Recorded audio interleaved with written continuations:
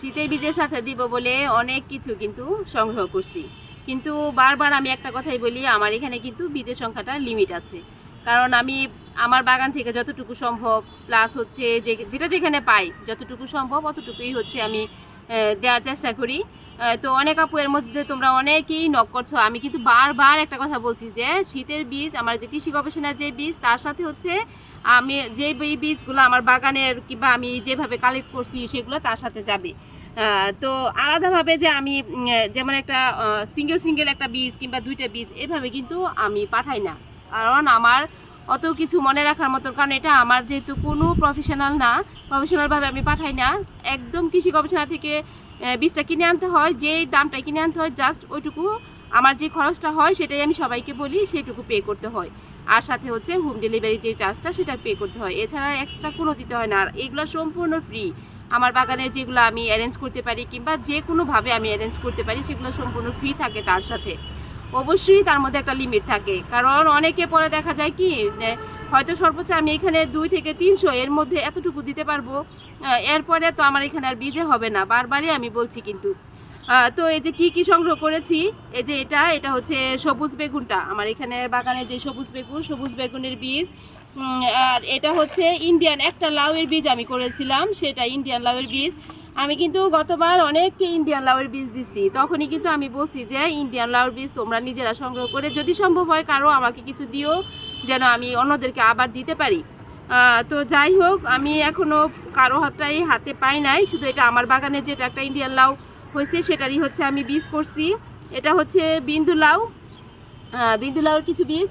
এটা যথাসম্ভব আমি পাপি আপু আমার মনে হচ্ছে দিছে, পাপি আপুর বাসায় যখন গেছি তখন পাপি আপু বিন্দু লাউর বীজগুলো দিছে। আর এগুলো হচ্ছে আমার এখানে কিছু মালয়েশিয়ান বীজ, একদম ইনটেক প্যাকেট। তো এগুলো আমি একটাও খুলি নাই, কেন খুললেই বীজগুলো নষ্ট হয়ে যায়।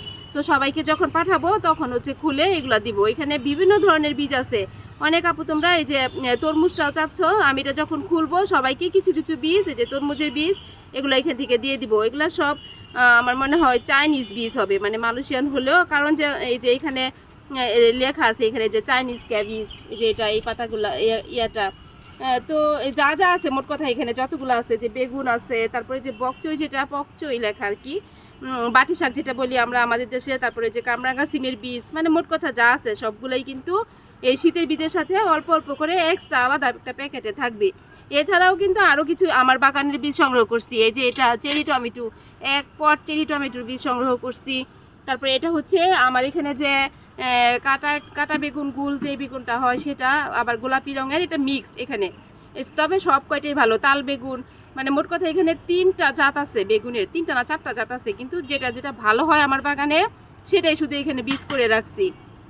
তার মধ্যে কিছু সিমের বীজও আছে, এই যে রঙিন সিম, বাগান থেকে যে কটা কালেক্ট করতে পারছি। তো এগুলো হয়তো সবাইকে দেওয়া যাবে না, আমি দুইটা করে বীজ যতজনকে দেওয়া যায় ততটাই দিব। এবার আমি বীজ বসাবো, বসানোর পরে এবার আমি এই রঙিন সিমের বীজটা রাখবো। এই যে এগুলো রঙিন সিমের বীজ, যে এগুলো। আর এটা হচ্ছে সাবরা আপু হচ্ছে ইন্ডিয়া গেছিল, ইন্ডিয়া থেকে যে গুল্লাও আছে, এগুলো অল্প কিছু বীজ একদম।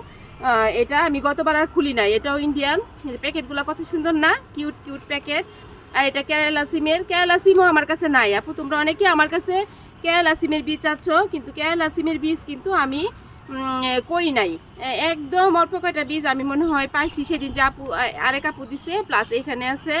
আর গত বছর একটা গাছ আমার ছিল, সেখান থেকে হয়তো আমার মনে হয় কয়েকটা রাখছি। এখন ওইটাও যে কোথায় রাখছি, এইগুলাও রঙিন, যেগুলো রঙিন সিম যতগুলো আছে আমি দিয়ে দিব, একজনকে একটা করে সিম দিয়ে দিব, যার ভাগ্যেলা এখন যা হয়। কিন্তু আমি কেরালা সিমটা আমি এখন আর খুঁজেই পাচ্ছি না, আমি কোথায় যে রাখছি। মানে আমার বাগান থেকে বেশ কিছু সিম আস্ত করে রেখে দিছিলাম সেটা। তো যাই হোক, যদি পাই তাইলে হয়তো বা সবার সাথে থাকবে, আর যদি না পাই তাইলে আর কিছুই বলার নাই আমার।